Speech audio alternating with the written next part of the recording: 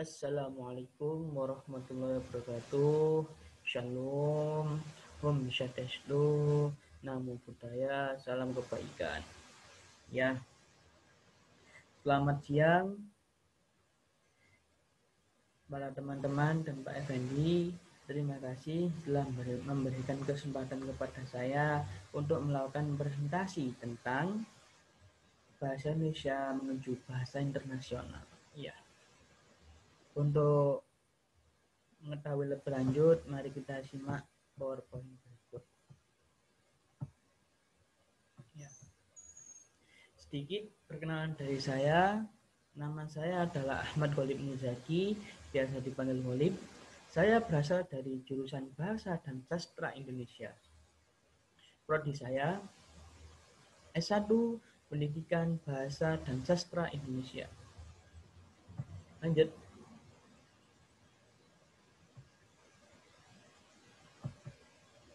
Bentar, ini ada gangguan sinyal.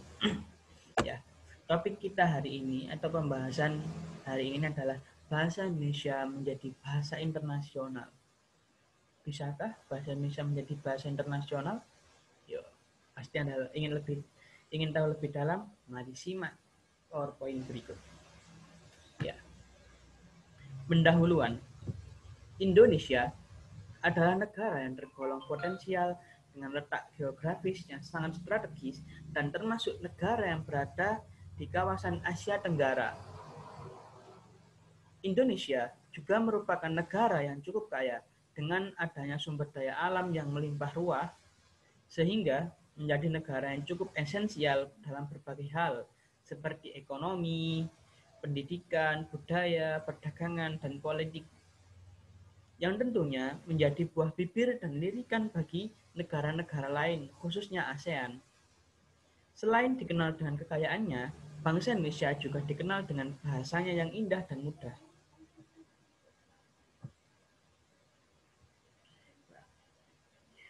Apa saja sih yang menjadikan bahasa Indonesia bisa menjadi bahasa internasional? Ya, pasti ada faktor pendukung, lalu faktor penunjang, dan juga ada beberapa faktor yang menjadikan kegagalan. Ya. Kita mulai dari faktor pendukung. Faktor pendukung yaitu ada 3. Yang pertama adalah geografis. Mengapa saya katakan geografis? Iya, karena Indonesia terletak di daerah Katulistiwa yang letaknya sangat baik dan strategis. Terjadi 4 musim dalam 1 tahun, yaitu terjadi 2 musim dalam 1 tahun, yaitu hujan dan panas. Tidak seperti di negara-negara lain yang memiliki 4 musim. Jadi negara Indonesia tergolong negara yang tropis. Lalu selanjutnya adalah SDA yang makmur. Mengapa saya katakan demikian? Ya, karena ditunjang dari letak-letak geografis yang strategis, SDA Indonesia atau sumber daya alam Indonesia sangat makmur dan sangat kaya. Dengan sumber daya makmur ini, maka akan menarik wisatawan maupun menarik warga asing untuk berkunjung ke Indonesia. Yang ketiga adalah faktor politik. Mengapa faktor politik saya ikutkan? Ya, bila politik atau negosiasi itu tidak berlangsung, internasionalisasi bahasa Indonesia tidak akan mungkin terwujud.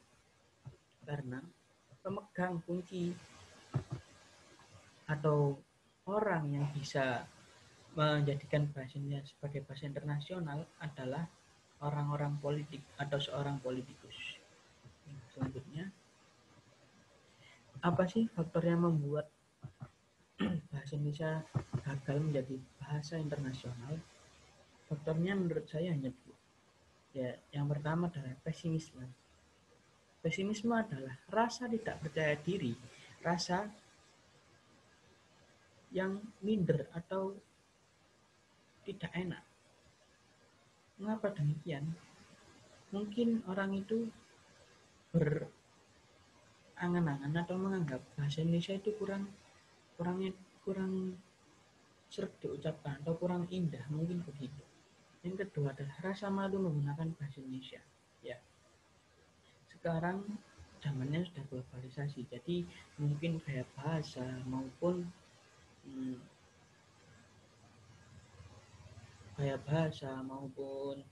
sikap maupun gaya hidup sudah mengikuti globalisasi. Jadi rasa untuk menggunakan bahasa Indonesia itu sangat sedikit. Yang dianggap oleh anak-anak ataupun orang zaman sekarang itu ingin tren. Apa sih tren itu? Tren itu adalah gaya masa kini. Ya. Jadi kedua faktor ini, pesimisme dan rasa malu menggunakan bahasa Indonesia akan menimbulkan kegagalan dalam program menginternasionalisasikan bahasa Indonesia. Nah, berarti semua itu juga tidak mungkin bila tidak berhasil. Pasti ada faktor-faktor lain yang bisa membuat bahasa Indonesia menjadi bahasa internasional. Ya, ini adalah faktor penunjang. Faktor penunjang akan menjadikan bahasa Indonesia sebagai bahasa internasional, bukan nasional lagi, menjadi internasional. Nah, yang pertama adalah pengakuan diplomasi dan kedaulatan penuh Negara Kesatuan Republik Indonesia. Hal ini diungkapkan oleh Dr. R. Agus Sartono. Ya, jadi pengakuan diplomasi itu ya hampir sama dengan politik. Ya, jadi kita mengusahakan bagaimana bahasa Indonesia ini bisa menjadi bahasa internasional. Yang kedua, pengakuan kebutuhan bangsa lain akan Indonesia. Ya, jadi dikarenakan letak geografis yang strategis tadi, banyak wisatawan asing yang berkunjung ke Indonesia.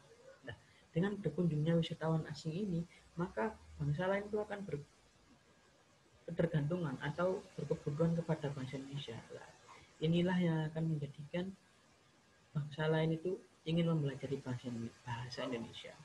Yang ketiga adalah bahasa Indonesia mempunyai penutur terbanyak atau mempunyai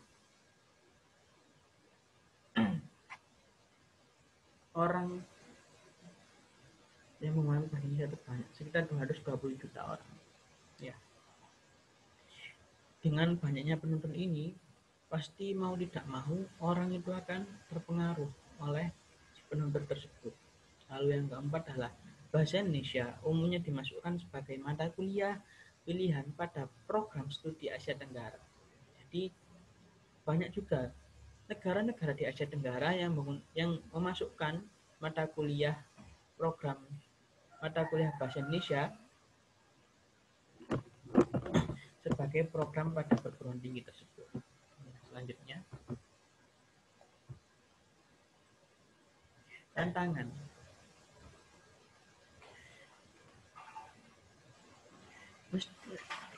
Tidak mungkin suatu cita-cita atau suatu keinginan itu tidak mempunyai tantangan. Jadi tantangan untuk menginternasionalkan bahasa Indonesia ada 3. Yang pertama, tantangan yang dihadapi Indonesia dalam internasionalisasi bahasa Indonesia adalah datang dari rivalitas yakni negara-negara tertentu. Mengapa? Ya, karena setiap negara pasti ingin menjadikan bahasa negara tersebut sebagai bahasa internasional. Jadi setiap negara itu juga pasti berkeinginan menjadikan bahasanya itu sebagai bahasa internasional. Yang kedua, Indonesia memiliki tantangan menghadapi negara-negara yang lain yang tidak menggunakan bahasa Melayu dan bahasa Indonesia, seperti Filipina. Ya, jadi dalam Asia Tenggara itu ada beberapa rumpun. Nah, bila kita ingin menginternasionaliskan bahasa Indonesia, kita juga harus menggambarkan atau menjabarkan bagaimana bahasa Indonesia ataupun bahasa Melayu kepada bangsa yang tidak serumpun dengan kita, misalkan Filipina. Filipina itu tidak rumpun Melayu, mereka itu mempunyai rumpun lain. Ya, yang ketiga adalah salah satu ancaman terbesar di era modern ini adalah globalisasi, serta kita rakyat Indonesia sendiri. Mengapa saya katakan terbesar adalah globalisasi rakyat? Ya, kita misalkan saja penjualan HP. penjualan HP seperti Xiaomi, Vivo, Oppo, dan lain-lain. Itu juga pasti akan menggunakan bahasa dari produsen, yaitu Cina ataupun mana dan lain-lain. Tidak mungkin bahasa dari negara itu tertinggal. Jadi era globalisasi ini juga menentukan kita bisakah atau tidak menjadikan bahasa Indonesia itu bahasa internasional. Semakin banyak produk luar yang masuk, maka semakin kecil juga peluang kita menjadikan bahasa Indonesia sebagai bahasa internasional. Ya, selanjutnya adalah usaha yang dilakukan pemerintah Indonesia. Jadi pemerintah Indonesia juga berusaha melakukan semaksimal mungkin, berusaha melakukan langkah-langkah untuk mendukung bahasa Indonesia menjadi bahasa internasional. Ya, yang pertama adalah pemerintah meningkatkan fungsi bahasa Indonesia menjadi bahasa internasional secara bertahap, sistematis, dan berkelanjutan. Seperti tadi mungkin didukung dengan adanya studi banding, seperti dari UNESA ke Jepang, UNESA ke Cina atau kemana, dan juga sebaliknya dari Jepang ke UNESA, dari Cina ke UNESA maupun yang lain. Itu jadi sistematis, berkelanjutan, dan bertahap. Yang kedua adalah penerapan fungsi bahasa Indonesia menjadi bahasa internasional sebagaimana yang dimaksud pada ayat 1 dikoordinasikan oleh lembaga kebahasaan. Jadi lembaga kebahasaan ini juga telah menyerapkan sebuah undang-undang yang terdapat pada ayat 1. Yang ketiga, ketentuan lebih lanjut mengenai peningkatan fungsi bahasa Indonesia menjadi bahasa internasional sebagaimana yang dimaksud pada ayat 1 diatur dalam pemerintah. Jadi pemerintah juga mengatur bagaimana kita itu bisa menjadi atau bahasa Indonesia bisa menjadi bahasa internasional. Ya. Nah, jadi kesimpulan dari presentasi saya hari ini adalah untuk menginternasionalisasikan bahasa Indonesia tentu dimulai dari rasa optimisme atau rasa percaya pada diri kita. Ya, jadi bila kita percaya, bila kita tangguh, bila kita siap, nah kita bisa mengajak orang lain. Bila diri kita saja tidak siap, bagaimana mau mengajak orang lain untuk mendeskripsikan atau menggambarkan atau mencintai bahasa Indonesia. Yang kedua adalah menghilangkan rasa pesimisme. Jadi kita itu harus optimis. Kita harus optimis.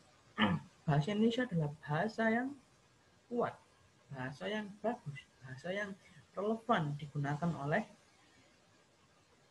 seluruh dunia atau digunakan secara internasional.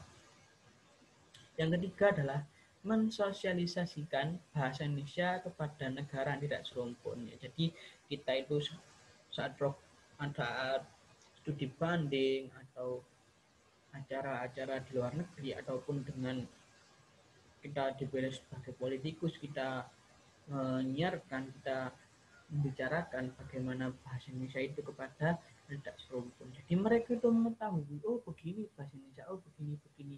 Oh ternyata lebih mudah, oh mungkin begitu. Ya lalu yang terakhir, ikut menyukseskan program pemerintah dalam menginternasionalkan bahasa Indonesia. Jadi bagaimana sih sukses kita menyukseskannya? Ya menggunakan bahasa Indonesia yang baik, menggunakan kata-kata sapaan kepada teman tuh menggunakan bahasa Indonesia. Jadi ya enggak, woi bro, yo imen, terus pokok bahasa-bahasa yang keren-keren, woles atau santuy atau apa, itu kan nggak ada santuy, itu adanya itu santai bukan santuy. Itu yang menjadikan kegagalan dalam menginternasionaliskan bahasa Indonesia. Lah kita sebagai warga aja nggak pede, nggak optimis, bagaimana bahasa lain mau percaya? Nah kan begitu ya. Jadi mari kita tanamkan rasa optimisme pada diri kita sendiri. Sekian presentasi saya hari ini. Semoga kita terinspirasi untuk menumbuhkan rasa optimisme dari diri kita sendiri. Sekian, Assalamualaikum warahmatullahi wabarakatuh.